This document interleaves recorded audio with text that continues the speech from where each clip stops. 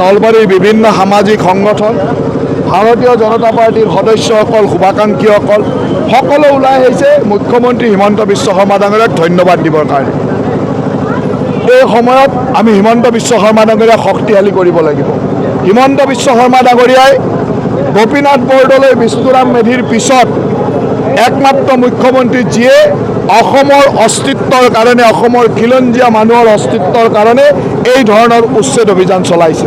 এই উচ্ছেদ অভিযানত বিভিন্নজনে বিভিন্ন বিপথে নিবৰ কাৰণে বিভিন্ন ধৰণৰ পৰিকল্পনা কৰি আছে। এই পৰিকল্পনাৰ সময়ত আজি নলবাৰীবাসী ওলাই আহিছে, অসমৰ হাজাৰ হাজাৰ লাখ লাখ মানুহ ওলাই আহিছে তেখেতক উৎসাহ দিবৰ কাৰণে, ধন্যবাদ দিবৰ কাৰণে। আমি আগ্ৰহ ৰাখিছোঁ যে তেখেতে সুন্দৰভাৱে এই উচ্ছেদ অভিযান চলাই থাকক।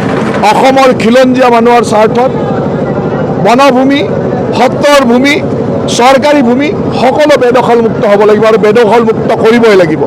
অসমত যাতে আগ্ৰাসনকাৰীয়ে আমাৰ ভৱিষ্যত প্ৰজন্মক শেষ কৰি দিব নোৱাৰে তাৰ কাৰণে এই উচ্ছেদ চলিব লাগিব আৰু এই উচ্ছেদৰ সমৰ্থনত আজি নলবাৰীবাসী ৰাইজ হাজাৰ হাজাৰ ৰাইজ ওলাই আহিছে। গোপীনাথ বৰদলৈ বিষ্ণুৰাম মেধিয়ে যেতিয়া এই ধৰণৰ উচ্ছেদ চলাইছিল তেতিয়া মুছলিম লীগত ছাদুল্লাহ ভাছানীৰ দৰে লোকসকলে ইয়াৰ বিৰোধিতা কৰিছিল আৰু আজি ছেম ঘটনা আজি হিমন্ত বিশ্ব শৰ্মা ডাঙৰীয়াই চলোৱা উচ্ছেদৰ বিপক্ষে গৌৰৱ গগৈ, অখিল গগৈ কৰিছে। গতিকে তেওঁলোক ছাদুল্লাহ ভাছানীৰ দ্বিতীয় সংস্কৰণ।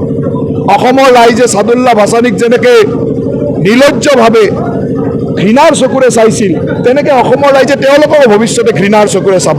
কাৰণ অসমৰ ৰাইজে কেতিয়াও এই ধৰণৰ বদনৰূপী মানুহক কেতিয়াও ক্ষমা নকৰে আৰু তাৰ প্ৰত্যুত্তৰ অসমবাসী ৰাইজে দিব।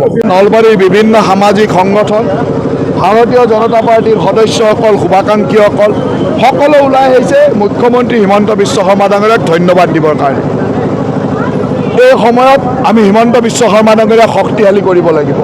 হিমন্ত বিশ্ব শৰ্মা ডাঙৰীয়াই গোপীনাথ বৰদলৈ বিষ্ণুৰাম মেধিৰ পিছত একমাত্ৰ মুখ্যমন্ত্ৰী যিয়ে অসমৰ অস্তিত্বৰ কাৰণে অসমৰ খিলঞ্জীয়া মানুহৰ অস্তিত্বৰ কাৰণে এই ধৰণৰ উচ্ছেদ অভিযান চলাইছে। এই উচ্ছেদ অভিযানত বিভিন্নজনে বিভিন্ন বিপথে নিবৰ কাৰণে বিভিন্ন ধৰণৰ পৰিকল্পনা কৰি আছে। এই পৰিকল্পনাৰ সময়ত আজি নলবাৰীবাসী ওলাই আহিছে, অসমৰ হাজাৰ হাজাৰ লাখ লাখ মানুহ ওলাই আহিছে তেখেতক উৎসাহ দিবৰ কাৰণে, ধন্যবাদ দিবৰ কাৰণে। আমি আগ্ৰহ ৰাখিছোঁ যে তেখেতে সুন্দৰভাৱে এই উচ্ছেদ অভিযান চলাই থাকক। অসমৰ খিলঞ্জীয়া মানুহৰ স্বাৰ্থত বনভূমি, সত্ৰৰ ভূমি, চৰকাৰী ভূমি সকলো বেদখলমুক্ত হ'ব লাগিব আৰু বেদখলমুক্ত কৰিবই লাগিব।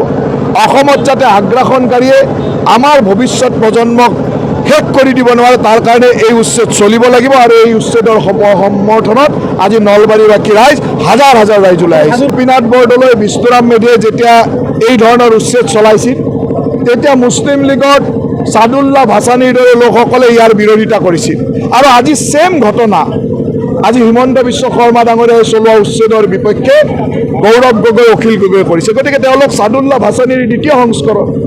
অসমৰ ৰাইজে ছাদুল্লাহ ভাছানীক যেনেকৈ নিৰ্লজ্জভাৱে ঘৃণাৰ চকুৰে চাইছিল তেনেকৈ অসমৰ ৰাইজে তেওঁলোকৰ ভৱিষ্যতে ঘৃণাৰ চকুৰে চাব।